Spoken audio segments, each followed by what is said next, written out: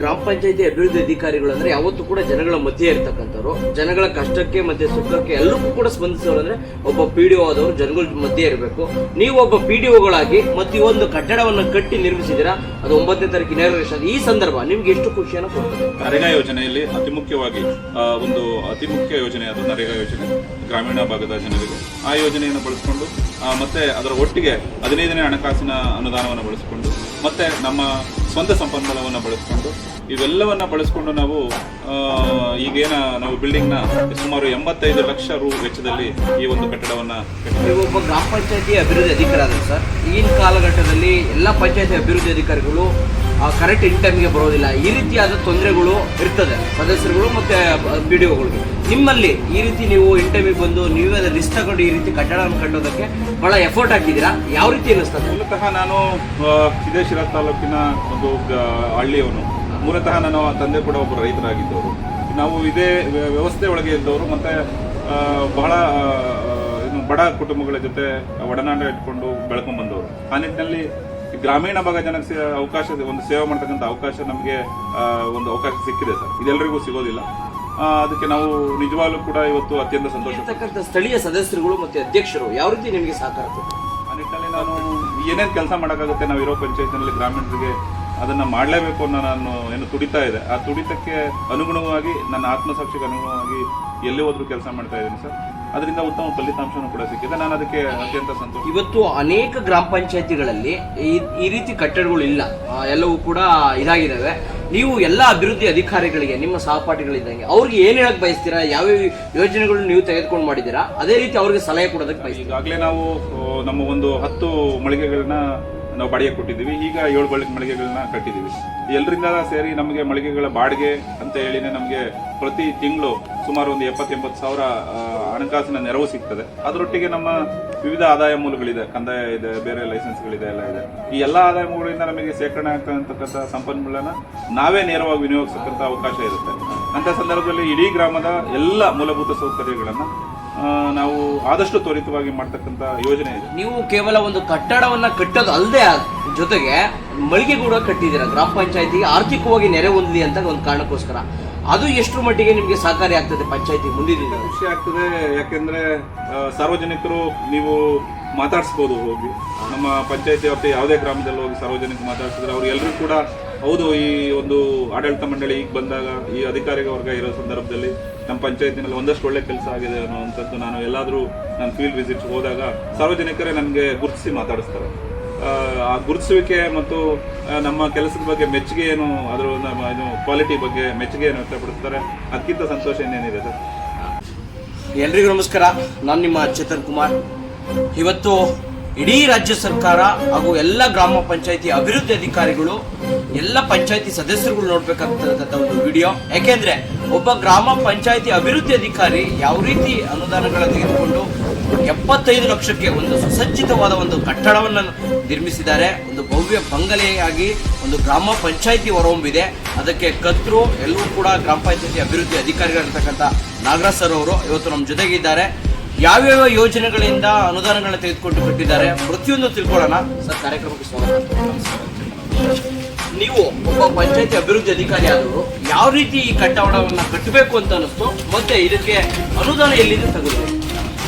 ನೋಡಿ, ಯಾವುದೇ ಒಂದು ಗ್ರಾಮ ಪಂಚಾಯತಿ ಕಚೇರಿ ಅಂದರೆ ಅದು ಗ್ರಾಮ ಪಂಚಾಯತಿಯ ಒಂದು ಕೇಂದ್ರ ಸ್ಥಾನ ಆಗಿರ್ತದೆ ಮತ್ತು ಅಲ್ಲಿಂದ ಎಲ್ಲ ಸೇವೆಗಳನ್ನು, ಸರ್ಕಾರದ ಪ್ರತಿಯೊಂದು ಸೇವೆಗಳನ್ನು ನಾವು ಜನಸಾಮಾನ್ಯರಿಗೆ ತಲುಪಿಸ್ತಕ್ಕಂಥ ಒಂದು ದೇವಸ್ಥಾನ ಇದ್ದಂಗೆ.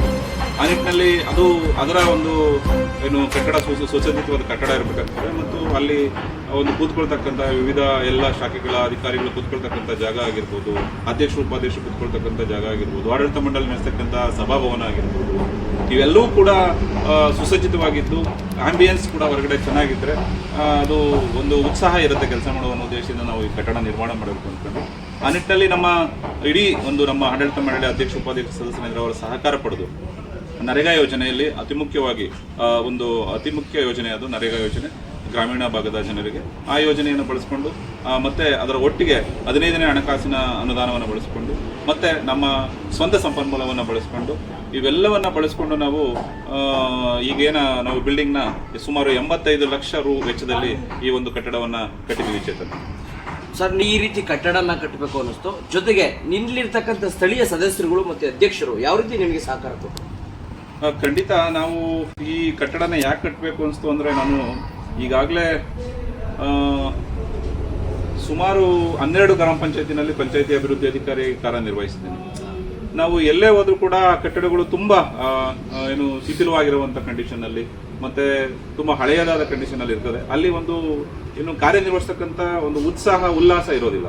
ಆ ನಿಟ್ಟಿನಲ್ಲಿ ಮೊದಲು ನಾವು ಕೆಲಸ ಮಾಡೋ ಜಾಗ ಒಂದು ಸುಸ್ಥಿತಿಯಲ್ಲಿದ್ದರೆ ಮತ್ತು ಸುಸಜ್ಜಿತವಾಗಿದ್ದರೆ ಮತ್ತು ನಮಗೆ ಎಲ್ಲ ಸಲಕರಣೆಗಳು ಟೇಬಲ್ಸು ಎಲ್ಲ ಕರೆಕ್ಟ್ ಆಗಿದ್ದರೆ ಮಾಡ್ತಕ್ಕಂಥ ಕೆಲಸನೂ ಕೂಡ ಅಷ್ಟೇ ಸುಸಜ್ಜಿತ ಉತ್ಸಾಹದಿಂದ ಇರ್ತದೆ ಮತ್ತು ಶಿಸ್ತುಬದ್ಧವಾಗಿರ್ತದೆ ಅನ್ನೋ ಒಂದು ಭಾವನೆಯಿಂದ ನಾವು ಈ ಕಟ್ಟಡ ಕಟ್ಟಬೇಕು ಅಂದ್ಕೊಂಡ್ವಿ. ಆ ನಿಟ್ಟಿನಲ್ಲಿ ನಾನು ಮೊದಲ ಸಭೆಯಲ್ಲಿ ಈ ಪಂಚಾಯತಿಗೆ ನಮ್ಮ ಗ್ರಾಮ ಪಂಚಾಯತಿಯ ಮೊದಲ ಸಭೆಯಲ್ಲಿ ನಾನು ವಿಚಾರವನ್ನು ನಮ್ಮ ಆಡಳಿತ ಮಂಡಳಿ ಮುಂದಿಟ್ಟೆ. ಅವರು ಕೂಡ ನಿಮ್ಗೆ ಏನೇನು ಆಸೆ ಇದೆ ಅಂತ ಕೇಳಿದೆ. ಅವರು ಮೊದಲನಾಗಿ ಕೇಳಿದ್ದೇನೆ ಒಂದು ಕಟ್ಟಡ ಕಟ್ಟಬೇಕು, ಒಂದು ಘನತ್ಯಾಜ್ಯ ವಿಲೇವಾರಿ ಕಟ್ಟಡ ಕಟ್ಟಬೇಕು, ಅಂಗಡಿ ಮಳಿಗಳ ಸ್ಥಿತಿಲೇ ಆಗಿದೆ ಅದನ್ನ ಮತ್ತೆ ಕಟ್ಟಬೇಕು, ಹೀಗೆ ಹಲವಾರು ಸ್ಮಶಾನಗಳ ಅಭಿವೃದ್ಧಿ ಬಗ್ಗೆ, ಹಾಗೆ ಶಾಲಾ ಕಾಂಪೌಂಡ್ಗಳ ಈ ರೀತಿ ಇಟ್ಟಿದ್ರು. ಸೊ ಅದರಲ್ಲಿ ಮೊದಲ ಆದ್ಯತೆ ಕಟ್ಟಡ ಕಟ್ಟಬೇಕು ಅಂತಲೇ ಇತ್ತು. ಆ ನಿಟ್ಟಿನಲ್ಲಿ ನಾವು ಅವತ್ತು ಒಂದು ಟರಾವನ್ನು ಓಡಿಸ್ಬಿಟ್ಟು ಅದ್ರ ಪ್ರಕಾರ ನಾವು ವಿವಿಧ ಯೋಜನೆಗಳಲ್ಲಿ ಅನುದಾನಗಳನ್ನು ಹೇಗೆ ತಗೊಳ್ಬೇಕು ಅನ್ನೋದನ್ನು ತೀರ್ಮಾನ ಮಾಡಿ ಇವತ್ತು ಈ ಒಂದು ಸುಸಜ್ಜಿತವಾದಂಥ ಕಟ್ಟಡ ನಾಳೆ 9ನೇ ತಾರೀಕು ಉದ್ಘಾಟನೆಗೆ ರೆಡಿ ಇದೆ. ಅದಕ್ಕೆ ನಾನು ನಮ್ಮ ಇಡೀ ಗ್ರಾಮ ಪಂಚಾಯತಿಯ ಎಲ್ಲ ಆಡಳಿತ ಮಂಡಳಿಗೆ ಮತ್ತು ಎಲ್ಲ ನಾಗರಿಕ ಬಂಧುಗಳಿಗೆ ಕೃತಜ್ಞನಾಗಿದ್ದೇನೆ. ನೀವು ಒಬ್ಬ ಗ್ರಾಮ ಪಂಚಾಯತಿ ಅಭಿವೃದ್ಧಿ ಅಧಿಕಾರಿ ಆದರೆ ಸರ್, ಈಗಿನ ಕಾಲಘಟ್ಟದಲ್ಲಿ ಎಲ್ಲ ಪಂಚಾಯತಿ ಅಭಿವೃದ್ಧಿ ಅಧಿಕಾರಿಗಳು ಕರೆಕ್ಟ್ ಇನ್ ಟೈಮ್ಗೆ ಬರೋದಿಲ್ಲ. ಈ ರೀತಿಯಾದ ತೊಂದರೆಗಳು ಇರ್ತದೆ ಸದಸ್ಯರುಗಳು ಮತ್ತು PDOಗಳಿಗೆ. ನಿಮ್ಮಲ್ಲಿ ಈ ರೀತಿ ನೀವು ಇನ್ ಟೈಮಿಗೆ ಬಂದು ನೀವೇ ರಿಸ್ಕ್ ತಗೊಂಡು ಈ ರೀತಿ ಕಟ್ಟಡವನ್ನು ಕಟ್ಟೋದಕ್ಕೆ ಭಾಳ ಎಫರ್ಟ್ ಹಾಕಿದ್ದೀರಾ, ಯಾವ ರೀತಿ ಅನ್ನಿಸ್ತದೆ ಅಂತ? ಸರ್, ಮೂಲತಃ ನಾನು ಇದೇ ಶಿರಾ ತಾಲೂಕಿನ ಒಂದು ಹಳ್ಳಿಯವನು. ಮೂಲತಃ ನನ್ನ ತಂದೆ ಕೂಡ ಒಬ್ಬರು ರೈತರಾಗಿದ್ದವರು. ನಾವು ಇದೇ ವ್ಯವಸ್ಥೆ ಒಳಗೆ ಇದ್ದವರು ಮತ್ತು ಬಹಳ ಬಡ ಕುಟುಂಬಗಳ ಜೊತೆ ಒಡನಾಟ ಇಟ್ಕೊಂಡು ಬೆಳ್ಕೊಂಡು ಬಂದವರು. ಆ ನಿಟ್ಟಿನಲ್ಲಿ ಗ್ರಾಮೀಣ ಭಾಗ ಜನಕ್ಕೆ ಒಂದು ಸೇವೆ ಮಾಡ್ತಕ್ಕಂಥ ಅವಕಾಶ ನಮಗೆ ಒಂದು ಅವಕಾಶ ಸಿಕ್ಕಿದೆ ಸರ್. ಇದೆಲ್ಲರಿಗೂ ಸಿಗೋದಿಲ್ಲ. ಅದಕ್ಕೆ ನಾವು ನಿಜವಾಗ್ಲೂ ಕೂಡ ಇವತ್ತು ಅತ್ಯಂತ ಸಂತೋಷ ಪಡ್ತೀನಿ. ಆ ನಿಟ್ಟಿನಲ್ಲಿ ನಾನು ಏನೇನು ಕೆಲಸ ಮಾಡೋಕ್ಕಾಗುತ್ತೆ ನಾವು ಇರೋ ಪಂಚಾಯತ್ನಲ್ಲಿ ಗ್ರಾಮೀಣರಿಗೆ ಅದನ್ನು ಮಾಡಲೇಬೇಕು ಅನ್ನೋ ನಾನು ತುಡಿತಾ ಇದೆ. ಆ ತುಡಿತಕ್ಕೆ ಅನುಗುಣವಾಗಿ ನನ್ನ ಆತ್ಮಸಾಕ್ಷಿಗೆ ಅನುಗುಣವಾಗಿ ಎಲ್ಲೇ ಹೋದ್ರೂ ಕೆಲಸ ಮಾಡ್ತಾ ಇದ್ದೀನಿ ಸರ್. ಅದರಿಂದ ಉತ್ತಮ ಫಲಿತಾಂಶನೂ ಕೂಡ ಸಿಕ್ಕಿದೆ. ನಾನು ಅದಕ್ಕೆ ಅತ್ಯಂತ ಸಂತೋಷ ಕೂಡ ವ್ಯಕ್ತಪಡಿಸ್ತೀನಿ. ನೀವು ಕೇವಲ ಒಂದು ಕಟ್ಟಡವನ್ನ ಕಟ್ಟೋದು ಅಲ್ಲದೆ ಜೊತೆಗೆ ಮಳಿಗೆ ಕೂಡ ಕಟ್ಟಿದ್ದೀರಾ ಗ್ರಾಮ ಪಂಚಾಯತಿಗೆ ಆರ್ಥಿಕವಾಗಿ ನೆರೆ ಹೊಂದಿದೆ ಅಂತ ಒಂದು ಕಾರಣಕ್ಕೋಸ್ಕರ. ಅದು ಎಷ್ಟು ಮಟ್ಟಿಗೆ ನಿಮಗೆ ಸಹಕಾರಿ ಆಗ್ತದೆ ಪಂಚಾಯತಿ ಮುಂದಿನ ದಿನಗಳಲ್ಲಿ? ಖಂಡಿತ ಸರ್. ಈಗಾಗಲೇ ನಾವು ನಮ್ಮ ಒಂದು 10 ಮಳಿಗೆಗಳನ್ನ ನಾವು ಬಾಡಿಗೆ ಕೊಟ್ಟಿದ್ದೀವಿ. ಈಗ 7 ಮಳಿಗೆಗಳನ್ನ ಕಟ್ಟಿದ್ದೀವಿ. ಎಲ್ಲರಿಂದ ಸೇರಿ ನಮಗೆ ಮಳಿಗೆಗಳ ಬಾಡಿಗೆ ಅಂತ ಹೇಳಿನೇ ನಮಗೆ ಪ್ರತಿ ತಿಂಗಳು ಸುಮಾರು ಒಂದು 70-80 ಸಾವಿರ ಹಣಕಾಸಿನ ನೆರವು ಸಿಗ್ತದೆ. ಅದರೊಟ್ಟಿಗೆ ನಮ್ಮ ವಿವಿಧ ಆದಾಯ ಮೂಲಗಳಿದೆ, ಕಂದಾಯ ಇದೆ, ಬೇರೆ ಲೈಸೆನ್ಸ್ಗಳಿದೆ, ಎಲ್ಲ ಇದೆ. ಈ ಎಲ್ಲ ಆದಾಯ ಮೂಲಗಳಿಂದ ನಮಗೆ ಸೇರ್ಪಡೆ ಆಗ್ತಕ್ಕಂಥ ಸಂಪನ್ಮೂಲನ ನಾವೇ ನೇರವಾಗಿ ವಿನಿಯೋಗಿಸತಕ್ಕಂಥ ಅವಕಾಶ ಇರುತ್ತೆ. ಅಂಥ ಸಂದರ್ಭದಲ್ಲಿ ಇಡೀ ಗ್ರಾಮದ ಎಲ್ಲ ಮೂಲಭೂತ ಸೌಕರ್ಯಗಳನ್ನು ನಾವು ಆದಷ್ಟು ತ್ವರಿತವಾಗಿ ಮಾಡ್ತಕ್ಕಂಥ ಯೋಜನೆ ಇದೆ. ಆ ನಿಟ್ಟಿನಲ್ಲಿ ಸಂಪೂರ್ಣವಾಗಿ ನಿರ್ವಹಣೆ ಮತ್ತು ಹೊಸ ಯೋಜನೆ, ಹೊಸ ಅಭಿವೃದ್ಧಿಗೆ ಆ ಹಣಕಾಸಿನ ಅನುಕೂಲ ಆಗೋ ಉದ್ದೇಶದಿಂದಲೇ ನಾವು ಇವತ್ತು ಅಂಗಡಿ ಮಳಿಗೆನೂ ಕೂಡ ನಿರ್ಮಾಣ ಮಾಡುವಂಥ ಕೆಲಸಕ್ಕೆ ಕೈ ಹಾಕಿದ್ದೀವಿ. ಇವತ್ತು ಅನೇಕ ಗ್ರಾಮ ಪಂಚಾಯತಿಗಳಲ್ಲಿ ಈ ರೀತಿ ಕಟ್ಟಡಗಳು ಇಲ್ಲ, ಎಲ್ಲವೂ ಕೂಡ ಇದಾಗಿದ್ದಾವೆ. ನೀವು ಎಲ್ಲ ಅಭಿವೃದ್ಧಿ ಅಧಿಕಾರಿಗಳಿಗೆ, ನಿಮ್ಮ ಸಹಪಾಠಿಗಳಿದ್ದಂಗೆ ಅವ್ರಿಗೆ ಏನು ಹೇಳಕ್ ಬಯಸ್ತೀರಾ? ಯಾವ್ಯಾವ ಯೋಜನೆಗಳು ನೀವು ತೆಗೆದುಕೊಂಡು ಮಾಡಿದ್ದೀರಾ, ಅದೇ ರೀತಿ ಅವ್ರಿಗೆ ಸಲಹೆ ಕೊಡೋದಕ್ಕೆ ಬಯಸ್ತೀರಾ? ಖಂಡಿತ ಸರ್. ಈಗಾಗಲೇ ನಾನು ಕರ್ತವ್ಯ ನಿರ್ವಹಿಸತಕ್ಕಂಥ ಪಂಚಾಯತಿಗಳಲ್ಲಿ ಸುಮಾರು 4 ಪಂಚಾಯತಿಗಳಲ್ಲಿ ಹೊಸ ಕಟ್ಟಡಗಳನ್ನು ನಿರ್ಮಾಣ ಮಾಡಿ ಬಂದಿದ್ದೀವಿ. ಈಗಾಗಲೇ ನಮ್ಮ ತಾಲೂಕಿನಲ್ಲೇ ಈಗಾಗಲೇ ಸೀಮಿನಲ್ಲಿ ಒಳ್ಳೆ ಗ್ರಾಮ ಪಂಚಾಯತಿ ಕಟ್ಟಡ ನಿರ್ಮಾಣ ಆಗ್ತಿದೆ. ನಮ್ಮ ಸ್ನೇಹಿತರು ನಿರ್ಮಾಣ ಮಾಡ್ತಾ ಇದ್ದಾರೆ. ಅಲ್ಲಿನ ಆಡಳಿತ ಮಂಡಳಿ ರತ್ನಸಂದ್ರದಲ್ಲಿ ಬಹಳ ತ್ವರಿತವಾಗಿ ನಿರ್ಮಾಣ ಆಗ್ತಾ ಇದೆ. ಇವು ಎಲ್ಲ ಒಂದ್ ಕಡೆ ಒಂದು ಕೆಲಸ ಆರಂಭ ಆಯಿತು ಅಂದರೆ ಅದಕ್ಕೊಂದು ನಿಜವಾಗ್ಲೂ ಅವ್ರಿಗೆಲ್ಲರೂ ಕೂಡ ಅದು ದಿಕ್ಸೂಚಿ ಆಗುತ್ತೆ. ಆ ನಿಟ್ಟಿನಲ್ಲಿ ನಮ್ಮ ಸ್ನೇಹಿತರು ಕೂಡ ಎಲ್ಲ ಪಂಚಾಯತಿ ಅಭಿವೃದ್ಧಿ ಅಧಿಕಾರಿಗಳು ಕೂಡ ಅವರವರ ಆಡಳಿತ ಮಂಡಳಿಗೆ ಹೊಂದ್ಕೊಂಡು ಒಳ್ಳೆ ಕಟ್ಟಡಗಳನ್ನು ಕಟ್ಕೊಳ್ಳೋದ್ರ ಜೊತೆಗೆ ಗ್ರಾಮೀಣ ಭಾಗದ ಜನರಿಗೆ ಅವರು ಎಲ್ಲ ಸೇವೆಗಳನ್ನು ಸಕಾಲದಲ್ಲಿ ತ್ವರಿತವಾಗಿ ನೀಡಬೇಕಾಗ್ತದೆ. ಅದು ಜನ ಕೂಡ ಅದನ್ನೇ ಬಯಸ್ತಾರೆ. ಗ್ರಾಮ ಪಂಚಾಯತಿ ಅಭಿವೃದ್ಧಿ ಅಧಿಕಾರಿಗಳು ಅಂದ್ರೆ ಯಾವತ್ತೂ ಕೂಡ ಜನಗಳ ಮಧ್ಯೆ ಇರ್ತಕ್ಕಂಥವ್ರು, ಜನಗಳ ಕಷ್ಟಕ್ಕೆ ಮತ್ತೆ ಸುಖಕ್ಕೆ ಎಲ್ಲರಿಗೂ ಕೂಡ ಸ್ಪಂದಿಸೋರು. ಅಂದ್ರೆ ಒಬ್ಬ PDO ಆದವರು ಜನಗಳ ಮಧ್ಯೆ ಇರಬೇಕು. ನೀವು ಒಬ್ಬ PDOಗಳಾಗಿ ಮತ್ತೆ ಈ ಒಂದು ಕಟ್ಟಡವನ್ನು ಕಟ್ಟಿ ನಿರ್ಮಿಸಿದಿರಾ, ಅದು 9ನೇ ತಾರೀಕು ಇನಾಗ್ರೇಷನ್. ಈ ಸಂದರ್ಭ ನಿಮ್ಗೆ ಎಷ್ಟು ಖುಷಿಯನ್ನು ಕೊಡ್ತದೆ? ಅತ್ಯಂತ ಖುಷಿ ಆಗ್ತದೆ. ಯಾಕೆಂದ್ರೆ ಸಾರ್ವಜನಿಕರು ನೀವು ಮಾತಾಡಿಸ್ಬೋದು, ಹೋಗಿ ನಮ್ಮ ಪಂಚಾಯತಿ ವ್ಯಾಪ್ತಿ ಯಾವುದೇ ಗ್ರಾಮದಲ್ಲಿ ಹೋಗಿ ಸಾರ್ವಜನಿಕರು ಮಾತಾಡ್ತಿದ್ರೆ ಅವ್ರು ಎಲ್ಲರೂ ಕೂಡ ಹೌದು, ಈ ಒಂದು ಆಡಳಿತ ಮಂಡಳಿ ಈಗ ಬಂದಾಗ ಈ ಅಧಿಕಾರಿ ವರ್ಗ ಇರೋ ಸಂದರ್ಭದಲ್ಲಿ ನಮ್ಮ ಪಂಚಾಯತಿನಲ್ಲಿ ಒಂದಷ್ಟು ಒಳ್ಳೆ ಕೆಲಸ ಆಗಿದೆ ಅನ್ನೋವಂಥದ್ದು ನಾನು ಎಲ್ಲಾದರೂ ನಾನು ಫೀಲ್ಡ್ ವಿಸಿಟ್ ಹೋದಾಗ ಸಾರ್ವಜನಿಕರೇ ನನಗೆ ಗುರುತಿಸಿ ಮಾತಾಡಿಸ್ತಾರೆ. ಆ ಗುರುತಿಸುವಿಕೆ ಮತ್ತು ನಮ್ಮ ಕೆಲಸದ ಬಗ್ಗೆ ಮೆಚ್ಚುಗೆ ಏನು, ಅದರ ನಮ್ಮ ಕ್ವಾಲಿಟಿ ಬಗ್ಗೆ ಮೆಚ್ಚುಗೆ ಏನು ವ್ಯಕ್ತಪಡಿಸ್ತಾರೆ. ಅದಕ್ಕಿಂತ ಸಂತೋಷ ಇನ್ನೇನಿದೆ ಸರ್. ಅದೇ ಖುಷಿಯಲ್ಲಿ ಈ ಸಂದರ್ಭದಲ್ಲಿ ನೀವು ಒಂದು ಕಟ್ಟಡವನ್ನು ಕಟ್ಟಬೇಕಂದ್ರೆ ಇಲ್ಲಿರ್ತಕ್ಕಂಥ ಸದಸ್ಯರು ಮತ್ತೆ ಅಧ್ಯಕ್ಷರವರಿಂದ ನಿಮಗೆ ಬಹಳ ಸಹಕಾರಿ. ಅವ್ರನ್ನ ಯಾವ ರೀತಿ ನೆನೆಸ್ತೀರಾ ಅಂತ? ಖಂಡಿತ ಇಲ್ಲಿ ಒಂದು ಗ್ರಾಮ ಪಂಚಾಯತಿ ಅಥವಾ ಒಂದು ಸರ್ಕಾರ ಅಂತಂದ್ರೆ ಎರಡೂ ವೀಲ್ ಇದ್ದಂಗೆ ಸರ್ ಒಂದು ವೆಹಿಕಲ್ಗೆ. ಸೊ ಆ ನಿಟ್ಟಿನಲ್ಲಿ ಆಡಳಿತ ಮಂಡಳಿ ಮತ್ತು ನೌಕರ ವರ್ಗ ಏನಿದೆ ಎರಡನ್ನೂ ಬ್ಯಾಲೆನ್ಸ್ಡ್ ಆಗಿ ಹೋದ್ರಷ್ಟೇ ಈ ಅಭಿವೃದ್ಧಿ ಪಥ ಸಾಕ್ತಕ್ಕಂಥ ವಿಚಾರ. ನಮ್ಮ ತಾವರೆಕೆರೆ ಗ್ರಾಮ ಪಂಚಾಯತಿನಲ್ಲಿ ಸುಮಾರು 4 ಜನ ಅಧ್ಯಕ್ಷರು ಈಗ ಈ ಒಂದು ಅವಧಿಯಲ್ಲಿ ಆಗಿದ್ದಾರೆ, 3 ಜನ ಉಪಾಧ್ಯಕ್ಷರಾಗಿದ್ದಾರೆ, ಆಮೇಲೆ 21 ಜನ ಒಟ್ಟು ಸದಸ್ಯರಿದ್ದಾರೆ. ಅವ್ರೆಲ್ಲರಿಗೂ ಕೂಡ ನಾನು ಸಾಮಾನ್ಯ ಸಭೆಯಲ್ಲಿ ತಿಳಿಸೋ ವಿಚಾರಗಳಿಗೆ ಈ ಕೆಲಸ ಆಗ್ಬೇಕಂದ್ರೆ ನೀವು ಈ ರೀತಿ ಸಹಕಾರ ಆಗತ್ತೆ, ತೀರ್ಮಾನ ನೀವು ತಗೊಳ್ಳಿ ಅಂತ ಹೇಳ್ತೀನಿ. ಅವರು ಪಾಸಿಟಿವ್ ಆಗಿ ನಾನು ಧನಾತ್ಮಕವಾಗಿ ಹೇಳೋದ್ರಿಂದ ಎಲ್ಲರೂ ಕೂಡ ಧ್ವನಿಗೂಡಿಸಿದ್ದಾರೆ ಮತ್ತು ಇಲ್ಲಿವರೆಗೂ ಸಹಕಾರ ಕೊಟ್ಟಿದ್ದಾರೆ. ಹಾಗಾಗಿ ನಾನು ಎಲ್ಲ 21 ಜನ ನಮ್ಮ ಏನು ಗ್ರಾಮ ಪಂಚಾಯತಿಯ ಆಡಳಿತ ಮಂಡಳಿಯ ಎಲ್ಲರ ಸದಸ್ಯರಿಗೆ, ಮಾಜಿ ಅಧ್ಯಕ್ಷರು, ಹಾಲಿ ಅಧ್ಯಕ್ಷರು, ಉಪಾಧ್ಯಕ್ಷರು, ಮಾಜಿ ಉಪಾಧ್ಯಕ್ಷರು ಎಲ್ಲರಿಗೂ ಕೂಡ ಅತ್ಯಂತ ಅಭಿನಂದನಾ ಪೂರ್ವಕ ಧನ್ಯವಾದಗಳು ಹೇಳಲಿಕ್ಕೆ ಇಷ್ಟಪಡ್ತೀನಿ ಸರ್. ನಿಮ್ಮ ಮಾತಿನ ಪ್ರಕಾರ ನನಗೆ ಅರ್ಥ ಆಗಿದ್ದು ಒಂದೇ, ಅಧ್ಯಕ್ಷರುಗಳು ಚೇಂಜ್ ಆಗ್ತಾನೆ ಬಂದಿದ್ದಾರೆ. ಆದರೆ ಅಧ್ಯಕ್ಷರುಗಳು ಚೇಂಜ್ ಆಗೋದು ಮುಖ್ಯ ಅಲ್ಲ, ವರ್ಗ ನಾವು ಯಾವ ರೀತಿ ಆಡಳಿತವನ್ನು ಕೊಡ್ತೇವೆ, ಜೊತೆಗೆ ನಮ್ಮ ನಿಲುವು ಯಾವ ರೀತಿ ಇರ್ತದೆ ಅಂತದ್ದು ಬಹಳ ಮುಖ್ಯ ಆಗ್ತದೆ ಅಂತ ನಿಮ್ಮ ಮಾತಿನ ನಿಲುವು ಸರ್. ಅದು ಖಂಡಿತ ಸರ್. ಅಧ್ಯಕ್ಷರು ಬದಲಾವಣೆ ಆಗ್ಬೋದು ಅಥವಾ ಆಡಳಿತ ಮಂಡಳಿ ಬದಲಾವಣೆ ಆಗ್ಬೋದು, ಏನೇ ಇದ್ರೂ ಕೂಡ ನಾವು ಮಾಡ್ತಕ್ಕಂಥ ಕೆಲಸ ಏನಿದೆ ಸರ್, ಆ ಕೆಲಸನ ನಾವು ಅವರಿಗೆ ನಿಜವಾಗ್ಲೂ ಅವ್ರಿಗೆ ಅರ್ಥ ಮಾಡಿಸಿದ್ರೆ, ನಾವು ಈ ಥರ ಕೆಲಸ ಮಾಡಕ್ಕೆ ಹೋಗಿದ್ದೀವಿ, ಈ ಥರ ಕೆಲಸ ಮಾಡಿದ್ರೆ ತಮಗೂ ಕೂಡ ಒಂದು ಒಳ್ಳೆಯ ಹೆಸರು ಬರ್ತದೆ ಮತ್ತು ಅತಿ ಮುಖ್ಯವಾಗಿ ತಮ್ಮನ್ನು ಆಯ್ಕೆ ಮಾಡಿರ್ತಕ್ಕಂಥ ನಾಗರಿಕ ಬಂಧುಗಳೇನಿದ್ದಾರೆ, ಮತದಾರರೇನಿದ್ದಾರೆ, ಅವರಿಗೆ ಕೂಡ ಒಂದು ಒಳ್ಳೆ ಮೆಸೇಜ್ ಕೊಟ್ಟಂಗೆ ಆಗುತ್ತೆ. ನಾವು ಒಂದು ಒಳ್ಳೆಯ ತೀರ್ಮಾನಗಳನ್ನ ತಗೊಂಡು ಒಳ್ಳೆ ಕೆಲಸಗಳನ್ನ ಮಾಡಿದ್ರೆ, ಒಂದು ಪಬ್ಲಿಕ್ ಅಸೆಟ್ಸ್ ಕ್ರಿಯೇಟ್ ಮಾಡಿದ್ರೆ ಒಂದು ಒಳ್ಳೆ ಹೆಸರು ಬರ್ತದೆ. ಮತ್ತು ನಾವು ಇಲ್ಲಿ ಒಂದು ಅವಕಾಶ ಸಿಕ್ಕಿದ್ದಕ್ಕಾಗಿ ನಾವು ಅದನ್ನೇನು ಒಂದು ಯೋಜನೆ ರೂಪಿಸ್ಕೊಂಡಿದ್ದೀವಿ ಅದನ್ನು ಅನುಷ್ಠಾನಕ್ಕೆ ಅನ್ನೋದಕ್ಕೆ ನೆಮ್ಮದಿ ಇರ್ತದೆ ಅನ್ನೋ ಮಾತನ್ನು ನಾವು ಈ ನಮ್ಮ ಸದಸ್ಯರುಗಳಿಗೆ, ಅಧ್ಯಕ್ಷರುಗಳಿಗೆ ತಿಳಿಸಿದಾಗ ಅವರು ಒಪ್ಕೋತಾರೆ ಸರ್. ಅವರು ಯಾರೇ ಆಗಿರ್ಬೋದು, ಖಂಡಿತವಾಗ್ಲೂ ಒಪ್ಕೋತಾರೆ. ಇಷ್ಟು ಹೊತ್ತಿನ ತನಕ ನಾಗರಾಜ್ ಅವರು ನಮ್ಮ ಜೊತೆ ಮಾತಾಡಿದ್ರು. ಬರೀ ಮಾತು ಬೇಡ, ಯಾವ ರೀತಿ ಕಟ್ಟಡದೊಳಗೆ ಯಾವ ರೀತಿ ಸುಸಜ್ಜಿತವಾದಂತಹ ಕಾಮಗಾರಿ ನಡೆದಿದೆ ಪ್ರತಿಯೊಂದು ನಾವು ಗಮನಿಸ್ತಾ ಹೋಗೋಣ.